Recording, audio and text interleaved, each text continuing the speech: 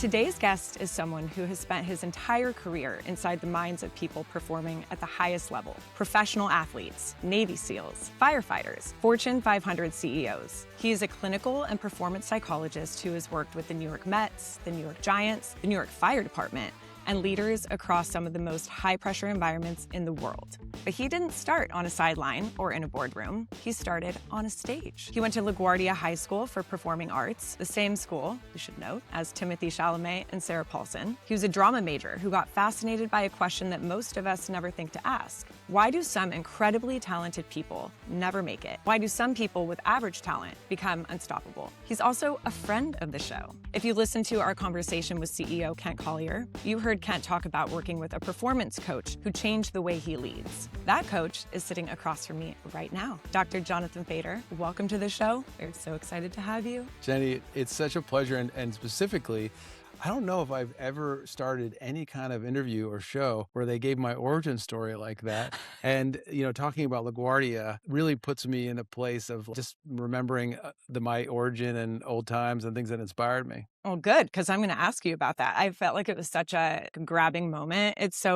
Your background is so interesting. So, before the PhD, before the Mets, before any of it, you grew up here on the Upper West Side. So what kind of kid were you? Wow. It's funny. I went back to LaGuardia and at one point and I saw my teachers and they're like, "Oh, what are you doing?" And I was like, "Oh, I'm in a PhD program in clinical psychology." This is like 20 years ago. And they were like, "You're what?" What did they expect you to say? I don't know, but they weren't expecting that. That you're trying out for Broadway and you're I guess, yeah. Or just like that I would, it took a lot of work to go through that process. I was always a curious kid. In fact, my origin story dates back to before LaGuardia High School for Performing Arts. Because when was that, or how old were you then? I started LaGuardia at 15. Okay. I had gone to another school in New York called the Bronx High School of Science, which is a specialized school, and I couldn't cut it. It was just, at the time, just like way too hard. I walked in there, I was like, this is like biology classes for pre-med people, and I wasn't ready for it. And I actually went to LaGuardia and for two reasons.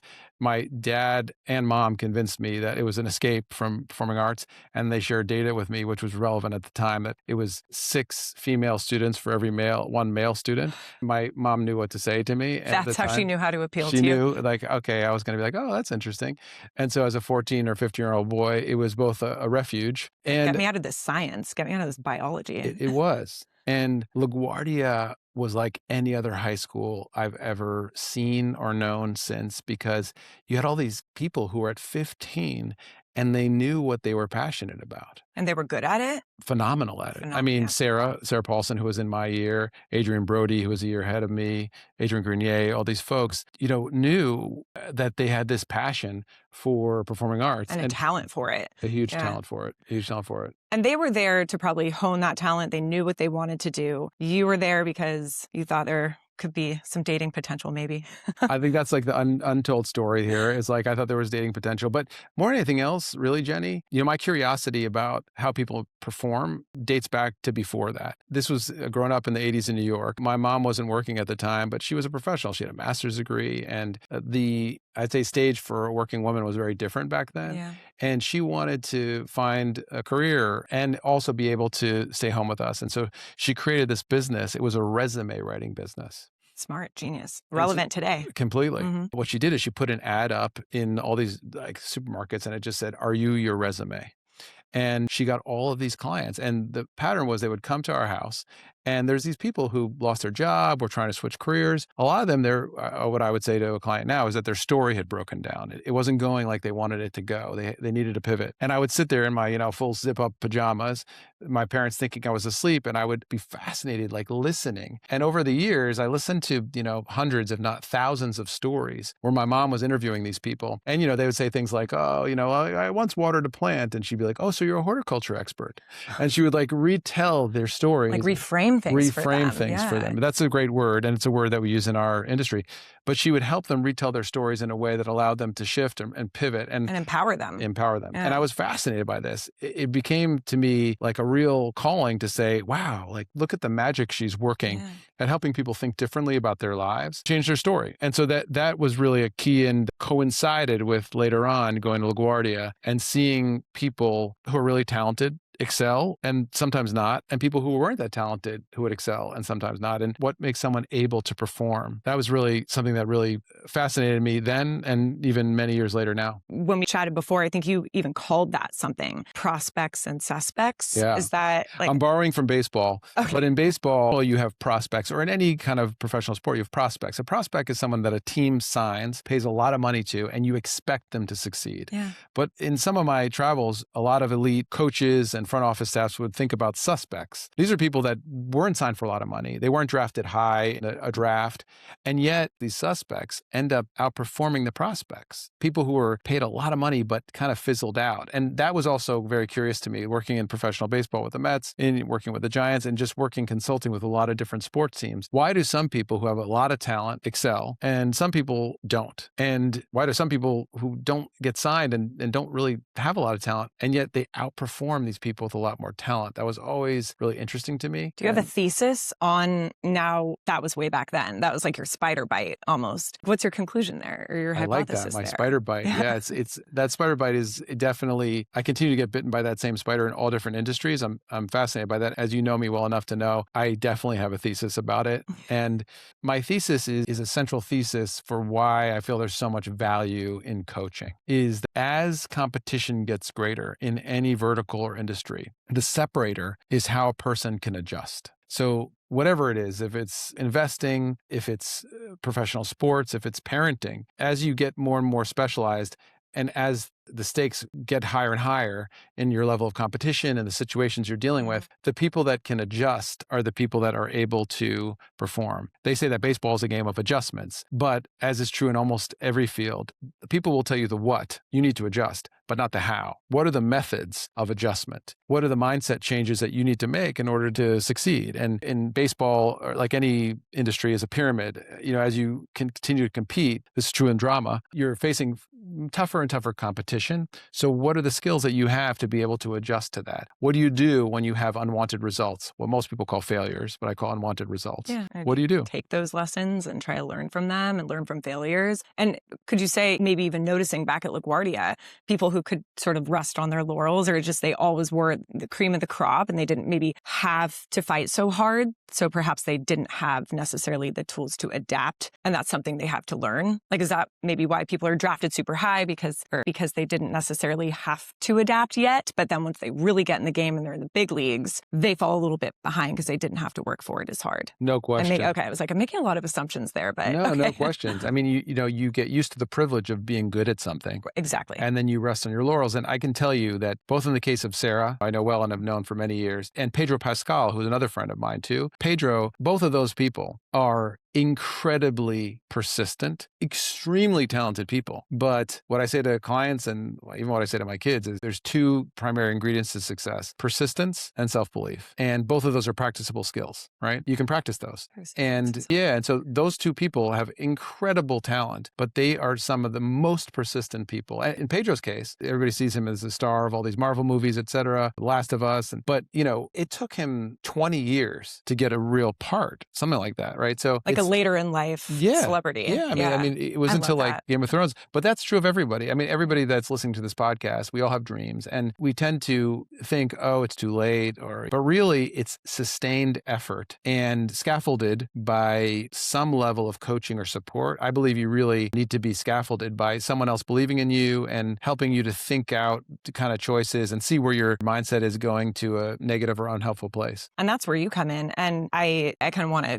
get there a little bit. So you go get your doctorate, you come back to New York, because I believe you went to UMass. I don't even know how you remember that. So I actually went to UMass for a year undergrad. Oh, no, but undergrad. I did my doctorate at the University of Washington in Seattle. Okay. I knew it wasn't here, but somewhere else. Okay. So you come back, you're late 20s, maybe? I was 28, I think, at the time. Okay. Yeah. So now you go from the academic to the applied. What was it like going from the academic to a sports organization for the first time and realizing like, okay, now we're doing it. It is my career. Yeah. I'll say one thing. People underestimate luck in their success. And while I do believe that you make your own luck, And one of my favorite quotes is fortune favors the bold. I So was going to say luck favors the prepared. exactly. Well, it does. Yeah. It does Yeah. too. Yeah, I say absolutely. that all the time to myself. It's 100% true. You can't win if you're not in the game. But I would say that my whole entree to sports came for two reasons. One is that I speak fluent Spanish, and that plays really well in baseball. But two is I kept up with all my relationships. So when I came back to New York, I linked up with a former mentor of mine who was doing some consulting with the Mets. His name was Jeff Foote. And he was the entree to that experience with the Mets. Do you know you wanted to get into sports? I didn't intentionally? Until I got to grad school, I didn't understand that sports psychology was a thing. There was a mentor I had in grad school, Ron Smith, who'd done some work with the Astros and exposed me to it. But that was when I first realized, oh, wow, this is a thing. And I was immediately blown away. Not because I love sports, because I do like sports, but it was more, wait, I can now study and apply in this field of what I call the psychology of improvement. Like I can live in that. That's amazing. Combine these two things that I love. Exactly. And actually help people improve. It was just an amazing experience.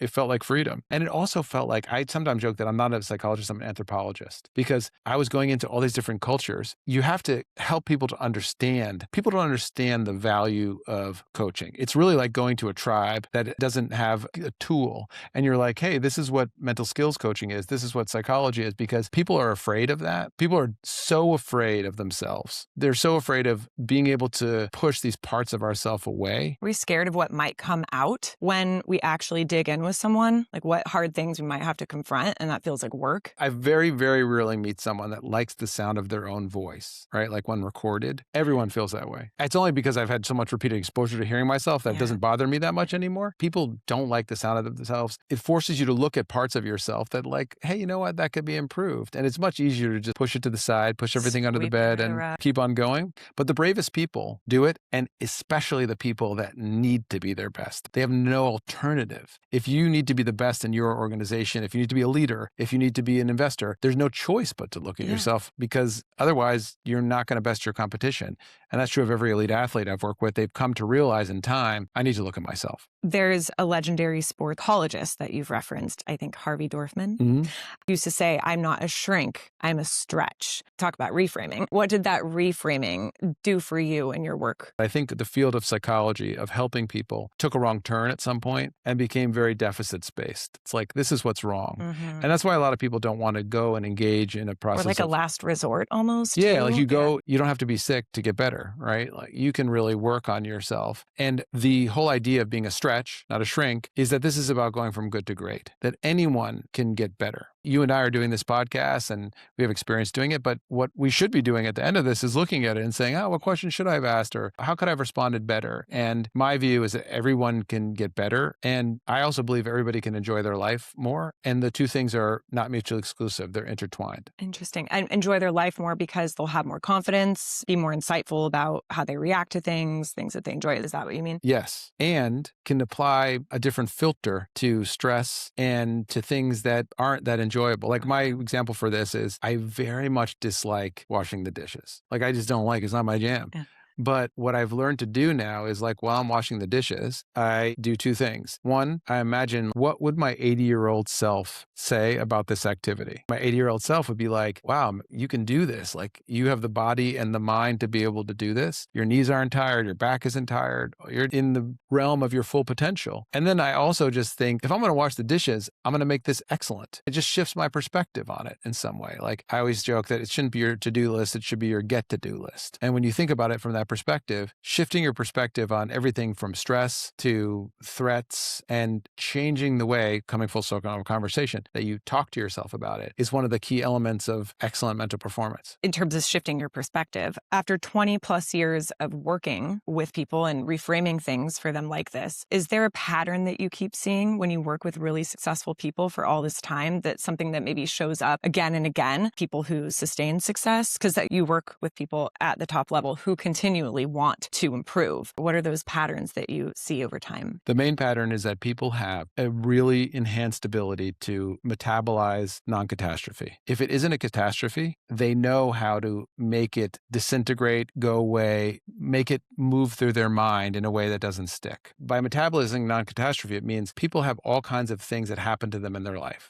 that aren't so great. Excellent performers know how to recognize that these things happen and they can move past them really quickly. they Like can roadblock, metabolize them. great. Roadblock, keep going, keep Yeah, going. or even roadblock, Yeah. cool. Oh, Right, like cool, like, the whole in sports, like, hit it to me thing, right? So for me, if I get asked a tough question in giving a talk, I'm like, cool, this is gonna make me better. like you see it as an opportunity, not as a Absolutely. roadblock. Absolutely. There's an author, a psychiatrist, this guy, Viktor Frankl, who wrote this book called Man's Search for Meaning. He was a psychiatrist who was in the Holocaust, lost his whole family in the Holocaust, lost his mother, father, wife, everyone. When he got caught by the Nazis and brought to a concentration camp, he actually had written out his whole book already that he was going to publish, and he sewed it into his coat. Oh my gosh. And they took his coat. And after he got out of the Holocaust, he wrote this book all about his experience enhanced by this trauma. And one of the quotes that he says that I'll do my best to replicate is, between stimulus and response, there's a choice. And in that choice is our freedom. What I see elite performers be able to do is notice that stimulus response and make a different choice. And that's a skill. And whether that's like noticing something that's on your screen that tells you something about what's happening in the market, whether that's someone on your team says something, you don't react to it right away. You like think about it and you're like, this is how I'm going to respond to it.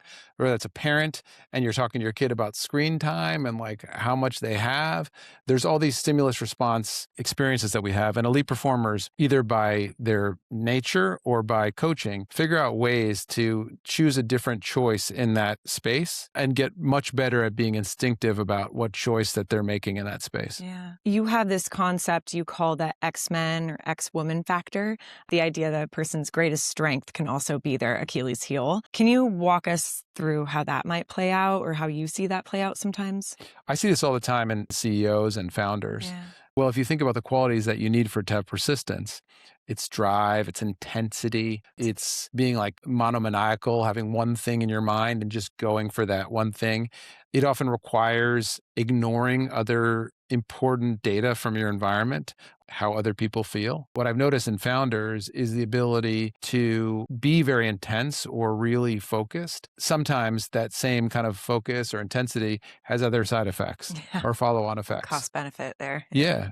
And the same is true too. Like if you have a founder that's super empathic, that can also have a side effect because then maybe they're not getting as much done. That's their superpower right there. Can really connect. Or but they're roadblocked by so much input that it's like analysis paralysis. Exactly right. I see that in so many different venues that strength is also something that gets in the way. If you're someone that's really an extrovert, that's awesome. It has all these strengths to it, but being an extrovert requires a certain ability to modulate that in certain situations and listen more and mentalize, like think about what the other person's saying. And if you're an introvert, that has the powers of observation, but yet maybe you need to work more on taking risks, getting out there, speaking your mind in a meeting or in a conversation. Which is also practiced too, and luckily you can work on that. Do you ever come across an Achilles heel with a leader sometimes where you just think this person shouldn't be a leader? Does that ever happen? And if it does, like, how do you approach that? I mean, I think this goes to my personality. I'm way too stubborn to give up on anyone. Generally speaking, someone has to give up on themselves before I'll give up on them. And there's certain situations I've been in where I found people to be, in the world of psychology, we talk about state and trait. A trait is something that's inherent to the person versus a state is what they're feeling at one time. You could be a very extremely, as you are, creative, open-minded person, which I feel in this interview and I felt in discussions with you before, who's really curious and thoughtful, but that's your trait.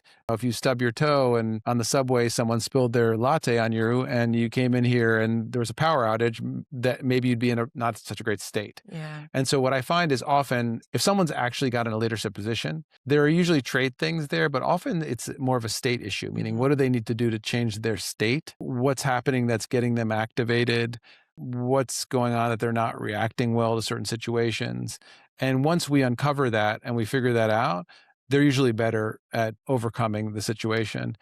The other thing I notice is a lot of times if there's a leader problem, when you think from a systems perspective, usually it's because there's an issue in the system and the leader's just manifesting that. It could be the other way around, that the leader's the issue, but oftentimes it's very rare, I've seen in a large organization, that it's a one-person problem. Right. It usually has to do with like a team thing, and that person is what we call the symptom bringer. They're like bringing the problem to the head, but it's more a structural thing about how people are leading together. Is it your job in some respects to pull a thread and go through the process of diagnosing? The ultimate diagnosing is what we call a 360, right? Where you have someone interview everybody around you, and some leaders resist that. Like a 360 feedback sort of? Exactly. Like, so it's like if we were going to get a 360 everybody on your team would get an interview. And the bravest leaders do things like that. I think coaching is sometimes the most effective because it's hard to know what you don't know. And as a coach, you're going off the word of what the person's talking to, which is really helpful. But it's self-reporting. It's self-reporting. Yeah. And so you can get more objective feedback from people around them. Yeah, contextualize for you really what diagnose. You, speaking of brave leaders, how do you help someone experiment when they're terrified of losing something through these processes, terrified of losing something that they think is working well for them,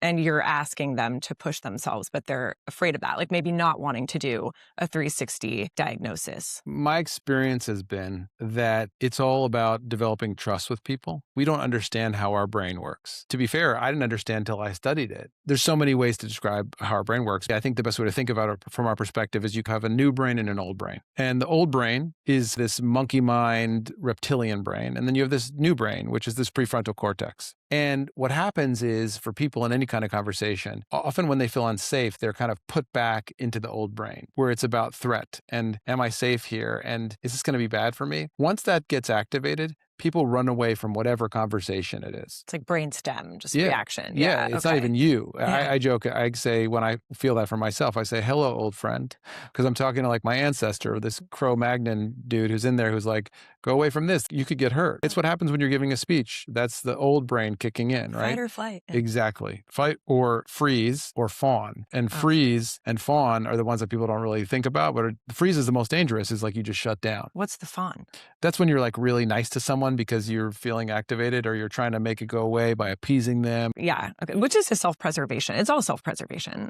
Self-preservation is the perfect word. Yeah. You have to get them in a state where they can actually be in their prefrontal cortex. And that usually happens through building trust, through the person, the coach, being able to be transparent and clear about the process to show that they believe in the person and that they have a good sense of what that person's capable of.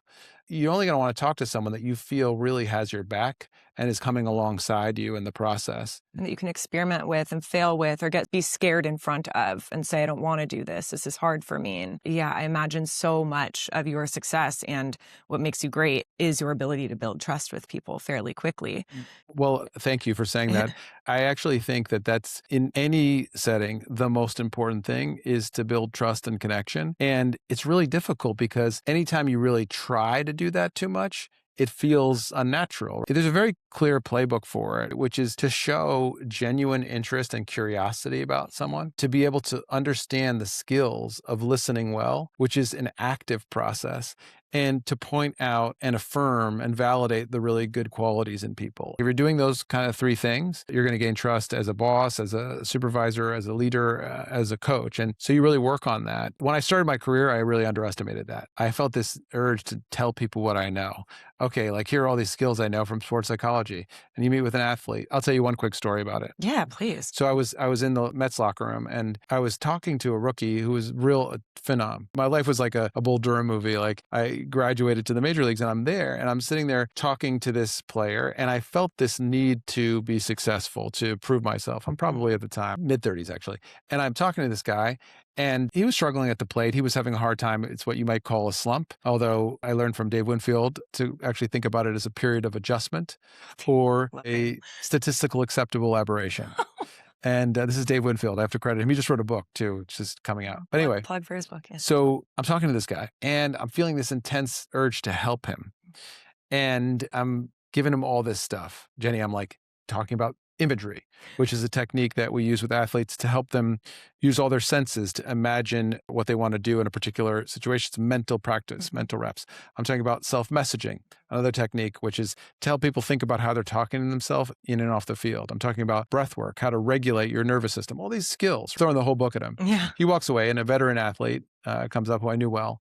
And he said, Fader, come here. He's like, listen, man, people have to know that you care before they care what you know. And I thought he was a genius until I realized it's like a Roosevelt quote or something like that. But I did. It blew my mind. And that quote is at the center of what makes a good coach and what makes a great leader and what makes a great person is, can I demonstrate to someone that I actually really care about their perspective, who they are as a person. It's the center of transformational leadership is that. And once I can do that, I can really demonstrate to them that I do have a genuine interest in them as a person. So many opportunities reveal themselves in terms of what I could teach them or ask them to do or engage them on. Influence them. And yeah, so true. So you're just getting all academic on him without taking a step back and establishing the trust. We call it the writing reflex. We all have a writing reflex. I see something that's wrong and I want to correct it. You should do this. Exactly. You need to do this. Exactly. I find myself doing that a lot too. It's something that someone called me out on a couple of years ago. How did they call you out? Just, I didn't need that from you right now. You're projecting a lot of stuff on me. I actually needed this to be more of a listening session rather than a fixing session. We talk in my field and being in HR, we talk about that a lot. There's another psychologist, Albert Ellis, who's a sort of famous veteran psychologist who passed a number of years ago, but he was always say, don't should all over yourself. Don't should. Yes. And I think that's true with other people. Don't should all over other people, to your point. You have to gain people's trust in this work, but you can practice it, that there are skills that you can practice, such as active listening, affirming, and validating others. So you've spent your career coaching, but you've now built something, Strata Performance and Union Square Practice. Between the two, I think you have about 70 people. That is a real company. You can relate to leaders you coach probably in a different way now. What made you decide to stop just practicing and actually build something around this work? I'll take it back to say, like, I'm not quite Doogie Howser, but I remember when I started off, I was 28, and I remember going to give a keynote or talking, and I remember people would come in and literally they would say to me, Jenny, and they'd be like, "You're Dr. Fader?" Like to my face. I was like, that's so rude. But one of the aspects of it, and I'll get back to your question, was that earlier in my career, I worked in the field of mental health more, and I worked a lot with parents. And I was doing all this parent coaching. And sometimes parents would be like, "Do you have kids?" And I'd be like, "Well, not really." And I could see them kind of sink. At the time, I had the idea like, "Oh no, but I could understand anyway, because I can relate. I can relate in my own way. And it's not important because then I had kids." And then I realized, oh man, like now I understand at a whole new level. And I had this similar transition in coaching CEOs. As I lead Strata Performance, we still do a lot of work with elite sports and youth sports and college sports, but most of our work at Strata Performance is taking those lessons, translating them to leadership positions and translating them to people who work in business and finance, et cetera. And I had this epiphany too, as I started to grow this company. And now we are probably all in over 80 people. It's not quite the kind of Octus level size organization, but it's a clan. I started to have all these realizations of looking at what it's like from the leaders I've been coaching and understanding the challenge of getting a team to come together, the challenges of putting in sustainable processes that work, the challenge of keeping people motivated and understanding people, balancing transformation with transaction, like all these things I didn't understand on a personal level. And then I started to get it more with my own personal experience. Yeah, it's probably builds even credibility for yourself. I'm sure people already found you credible, but now you're relating in all these different ways. If someone called up Strata Performance and wanted to engage, what does that actually look like day to day? Are you thinking about calling? Maybe. Just selfish question. Asking for a friend. Asking for a friend. Yeah. One of the things that we've really recognized is we're differentiated in one clear way, which is when we're coaching people, we're really taking the systems and the process of performance coaching with athletes and translating it to the business world. So what that actually looks like is generally we work in two ways. One is we're doing a systems change with an organization. So like a company hires you. A company hires us. Change management. Change management. We want to roll this out to everyone. Okay. And we believe, as has worked in sports organizations, that when you do something like that, it's top down, bottom up. We believe it's more effective to coach leadership, but also have something that goes out to every level of organization. That could be as simple as a keynote for everybody. But really changing the zeitgeist, the worldview of everybody to realize that high performance is something that we all practice together, and teaching the skills that I was talking about before to everybody. So everybody has an understanding of their own self-messaging. Everybody has an understanding of how breath work works, how you can self-regulate. Every executive coach or most people in the field of organizational development know that EQ, emotional intelligence, is important. When you think about EQ, what resonates for you in that? Being able to read you and know how to respond in order to make our communication effective and meet people where they are. I think that's a really good definition. It maps on to some of the pillars that are researched to say, these are kind of the factors of emotional intelligence. So self-awareness, self-regulation, empathy, motivation, and social skills. What you were talking about maps onto a lot of that. Yeah. Our approach is to use the same techniques that are used for athletes to help teach people and coach them up on those skills. What athletes do is they look at tape. And that's something that we do with our leaders, is that we have them record themselves and look at them speaking. And the other technique that we sometimes use is even hiring actors to help them work with leaders in some way. It's really working with people to help them gain greater self-awareness. Yeah. And to learn these skills that can help them regulate in these environments. I'm actually scared to ask this question because we could probably have an entire podcast episode on it, but I didn't quite realize that you actually go into organizations and help. Are you seeing a lot of that with AI transformation within companies and how to engage a company from that lens? Absolutely. Okay. It's a hot topic for you. Yeah. I mean, in some ways, it's a very new topic. In some ways, it's not. Okay. Because I would say that AI is a change management topic. Yeah. And people think it's a technology topic, but it's really not. It's really a people topic of how do you get an organization to adapt to something that there's ambivalence about, meaning they feel two ways about it, and that they have fear and apprehension about. Yeah. And so the playbook is similar. I was hired by a Department of Health to come in because the doctors in this organization, in this basically in a state, were not utilizing electronic health records. They just wouldn't use their computers to write notes. They wanted to use handwritten notes. And so we had to come in and figure out what was going on and then develop a training program. And that same model is the same model that we use for AI adoption advisory, which is to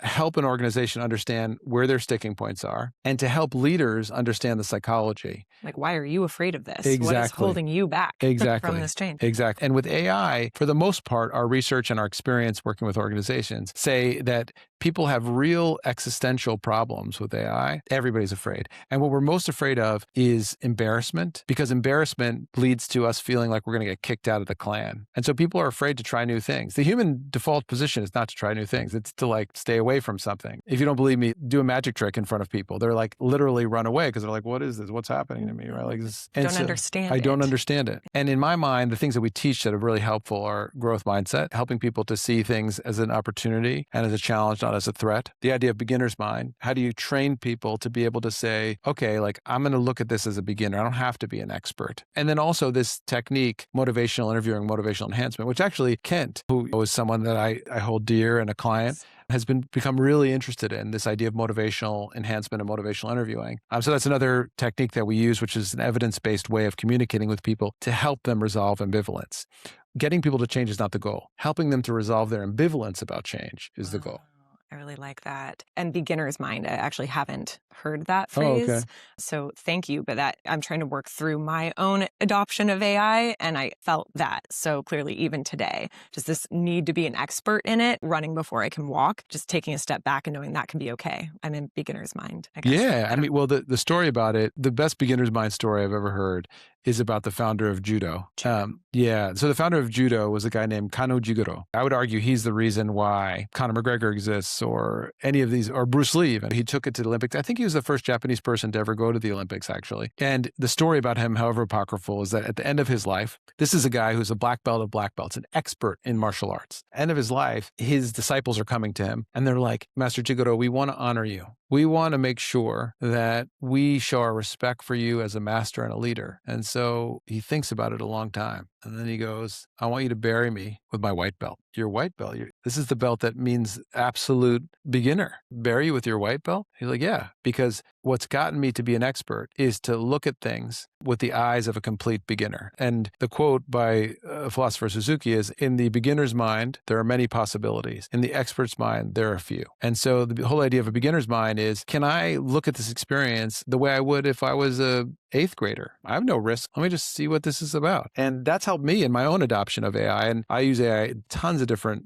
things in our organization, in my own life, and in my own creative exploration. But I think having that beginner's mind is something that we found to be really effective in teaching people, so that even the leaders who fancy themselves experts can have that idea. It helps them to engage with people that are more ambivalent. I really learned something from that. An example of that really solidifies that for me. I understand what that is now. I could listen to you talk about this for a long time, but I do want to know, moving to a little bit different of a topic, Yeah. outside of everything that you've just been talking about, who is Fader when no one is asking you for advice? I don't know how often people are not asking you for advice, but there's got to be some times. And so who are you outside of all of that? Something happened to me when I was at the Mets organization and went to the World Series. At that time in my life, I was stressed out. I really recognized at that time the work was taking its way out of me. I was very focused on results. And I kind of came to this conclusion that I wasn't using my own strategies on myself or for myself. And this is about maybe coming up on 10, 11 years ago. Oh, wow. Kind of like halfway through your career. Probably, yeah, somewhere Wow. there. I really got this idea to write this book, Life is Sport, which I wrote, which is all about applying the techniques of sports psychology to life. But at my heart, I'm like someone who pursues joy and gratitude and connection. I thrive on that. And I've really kind of doubled down on that commitment to do that. I believe, well, you'll have to, ask my family and my clients, but I feel like I'm the same person in the room with people giving advice that I am. I don't feel like there's that much of a distinction. It's maybe just sort of where my attention is oriented. Yeah. Externally versus not. But who am I? I'm someone who really is a insane prankster who... Prankster? Oh my God. I didn't it's like see that coming. next level. Is that how you find joy in pranking other people? Well, so they have to be kindness pranks usually. They have to be pranks that are like, I'm not into pranks. Embarrass that. No, I'm not into pranks that like make people feel bad. I'm someone who is really firmly believe that life is a sport. And to me, my off the field game is as important or more important than my on the field game, meaning my career is important to me, but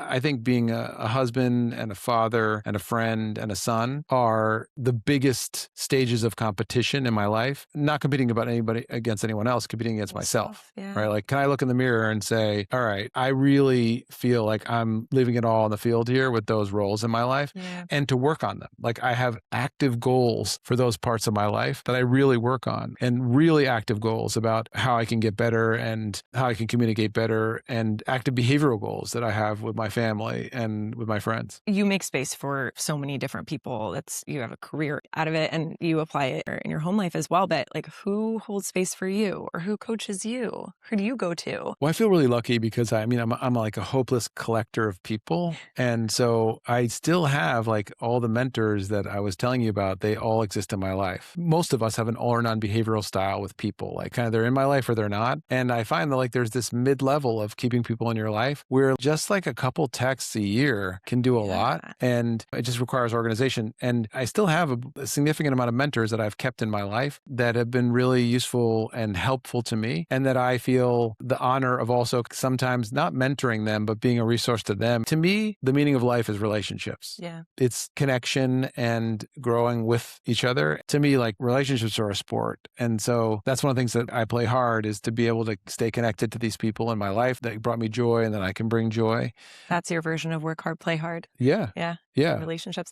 What's the best piece of advice you've ever received from someone of all the people you've collected that you could think of? Wow. I mean, we need like a whole nother podcast. I know. That. And maybe it narrows down. It could have nothing to do with work, or just like in your personal life, or maybe even related to a goal that you're trying to work toward. This isn't a specific piece of advice, but I guess it's the idea to remember that the present moment is all you have. It's actually on my home screen. Some obscure, it says it right here. What does it say? This is the quote I have on my home screen right now. It says, lying, folks. It says, be happy for this moment. This moment is all you have. And for so the mindfulness folks, like remembering to be present. So we're always looking toward the next thing. Like, what are we doing when you get out of here? You probably have something else, but you have really practiced being present and finding joy in that. And it's a practicable skill. Yeah. Even like, I was actually thinking, it's interesting you say that, because just a minute ago, when you were asking about relationships, I was feeling like a physical response to that conversation where I felt like a lot of joy, and I was able to like let that in. I'm still here and we're still going to talk about all these important questions, but I think the ability to let joy in and is really practicable. I have all these clients over the years that have gotten married. They're like, any advice? And I'm like, yeah, like use all your 5 senses. When you're up there, take a minute, look out at the group, see what you hear, see what you see what you smell, see what you feel, right? Like take it in. Take it in and practice it, right? One of the ideas I have about this is called grabbing. Grabbing is making a mental recording with all your 5 senses of an experience. So you're like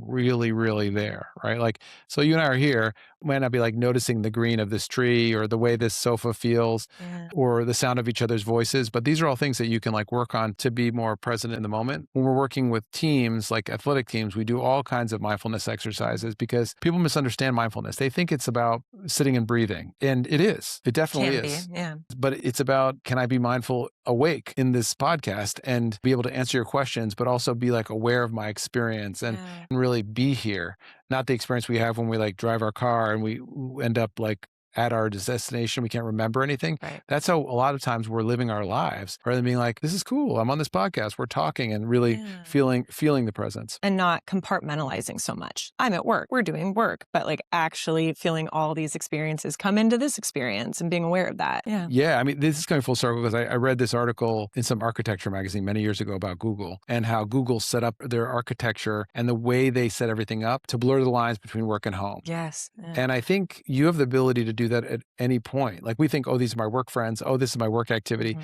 I'm looking to connect in a similar way that I connect with friends, that I connect at home. And I think the best leaders are able to actually do that. I had a CEO that I coached that was saying, my trick to being a great leader is I treat everybody on my team as though they were my client. I was like, that's interesting. If you think about that, like what kind of energy am I bringing? I'm thinking about this as work or transactional. I think it changes everything when you're actually trying to transact. So back to what you said earlier, when I asked you, what are you like outside of work? They're integrated. There isn't an easy answer to that because you are at work who you are outside of work. You just maybe are addressing something a little different. I think so. Yeah. I think for the most part, that's true. And actually, one of the things that all organizations ask me about when we consult is that everybody has an allergy to this idea of work-life balance. Corporations and companies are like, we can't have balance. It's imbalance towards work. And I actually reframe it as, to use your word, which is work-life integration. I don't think there's enough work-life integration, meaning I really strongly believe that we really don't get burnt out from doing too much. Mm-hmm. We get burnt out from doing too little of what we are passionate about or what we love. And the greatest leaders and the greatest companies figure out how to align those things, right? Where you align what people's passions are with what they're doing, where your avocation becomes your vocation. What you really like becomes what you do. So when you do ask some of the highest performing people who really do what they love, you rarely hear them say, I'm burnt out, because their cup is so full. Exactly right. Yeah. Exactly right. Kent is a perfect example of that. He has such a love for Octus and for the mission of Octus and the people of Octus. It's so organic and natural and true that it's just endless energy from that. So much capacity for it.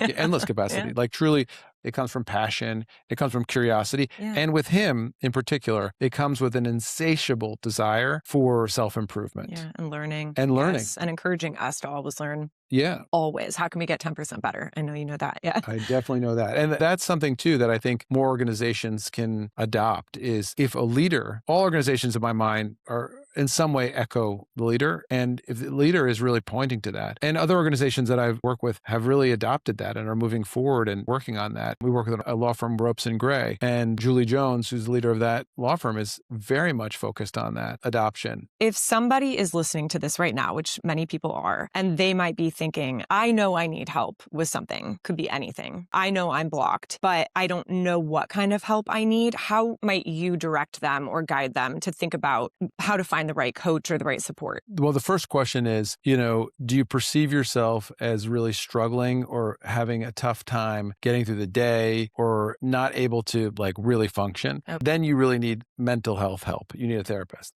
If this is really about you're doing okay and you want to get better at what you're doing, that's more of a coach. It's an important distinction. It's an important distinction, right? And so like if you're really struggling to do your daily activities, you feel depressed or anxious, I would say seek out a mental health professional. But if it's really about seeing really the upside of what you're capable of, that's really about coaching. The one guideline I would say is I really recommend that people talk to 2 or 3 people. That's the biggest mistake people don't make. They just get a recommendation for a friend, they go see that person. Nowadays, we don't just go to the first person in our village. Like you have like a lot of options and you're seeing that, see who you vibe with. See who you vibe with, right? Yeah.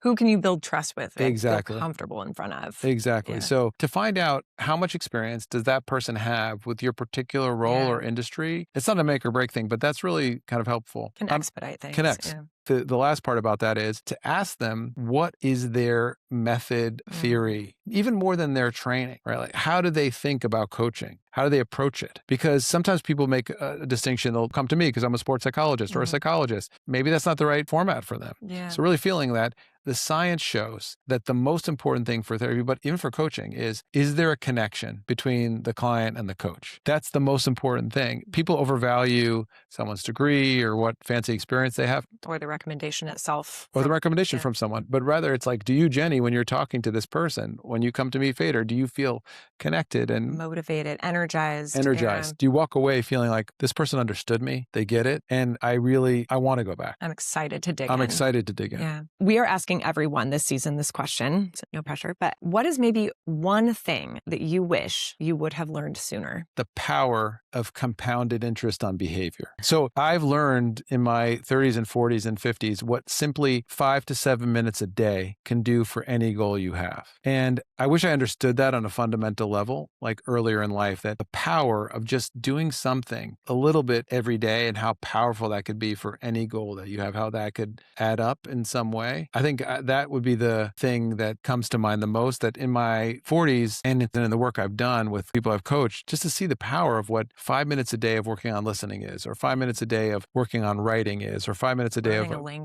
language, or playing guitar, or 5 minutes a day of investing in a relationship. Yeah. People have been able to transform their experiences on just investing a few minutes a day in one particular skill. And so I feel lucky that I thought about that. I'll say one other thing.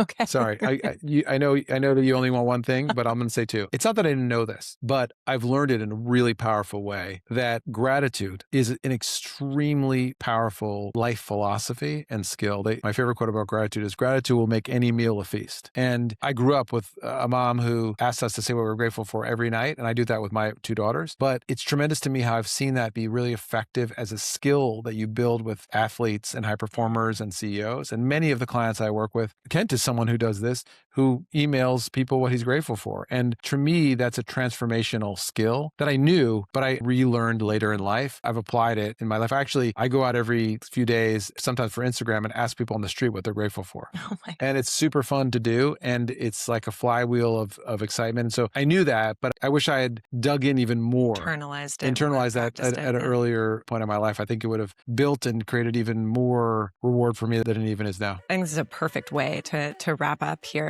It's really great. I thank you so much for coming on this episode and this podcast. It's been super fun to get to know you and also work you and home you and how you approach things. So I hope maybe you'll come back down the road. There's so many things that I think we could spend more time on. Speaking of gratitude, Fader, thank you so much for coming on the podcast and spending time with me, letting me get to know about your approach to work and your approach to home. So thank you for the time. Jenny, thank you for having me, and a lot of gratitude towards you for really asking the real questions about me and my experience. I really enjoyed the depth of what we talked about. Awesome. Thank you. If you enjoyed this episode, share it with someone who should hear it. And follow Octus on LinkedIn and X to keep up with all the exciting things happening across the Octus Podcast Network. Thank you again to our producer, Tanya Hubbard. I could not do this without her. I'm Jenny Bain, and this has been People You Should Know, presented by Octus. See you next time. Bye. The right time, right place. How I'm loving life these days.